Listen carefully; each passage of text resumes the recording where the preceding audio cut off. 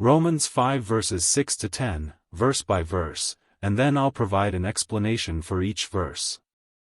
Romans 5 verse 6. For when we were still without strength, in due time Christ died for the ungodly. Explication.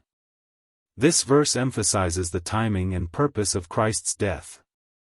It highlights that Christ died for humanity when they were without strength, meaning in a state of sin and weakness, unable to save themselves. The phrase, in due time, suggests that Christ's sacrifice was part of God's planned timing. The term ungodly refers to all of humanity who are sinners by nature. Romans 5 verse 7. For scarcely for a righteous man will one die, yet perhaps for a good man someone would even dare to die. Explication. This verse contrasts human behavior with Christ's sacrifice. It suggests that it is rare for someone to be willing to die for a righteous person. The term righteous here implies someone who is just or morally right, while good suggests someone who is not just righteous but also benevolent. The verse implies that Christ's willingness to die for humanity is an extraordinary act of love, far beyond typical human behavior. Romans 5 verse 8. But God demonstrates His own love toward us, in that while we were still sinners, Christ died for us. Explication. This is a powerful statement of God's love. It states that God's love was shown in the most concrete way possible. Christ died for humanity while they were still sinners.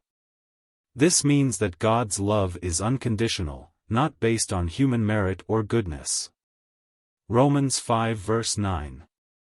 Much more then, having now been justified by His blood, we shall be saved from wrath through Him. Explication. This verse speaks about justification and salvation. Being justified by His blood refers to the belief that Christ's death and the shedding of His blood has made it possible for humans to be made right with God, absolving them of sin.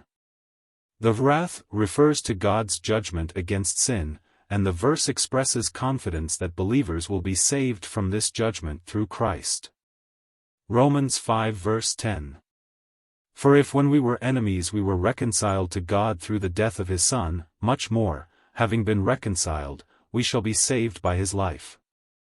Explication. This verse further elaborates on the themes of reconciliation and salvation. It states that if God reconciled humanity to Himself through Christ's death when they were His enemies, due to sin, then surely, now that they are reconciled, they will be saved through Christ's life. This underscores the ongoing impact of Christ's resurrection and life, suggesting that it is not just His death, but also His continued existence that plays a role in salvation.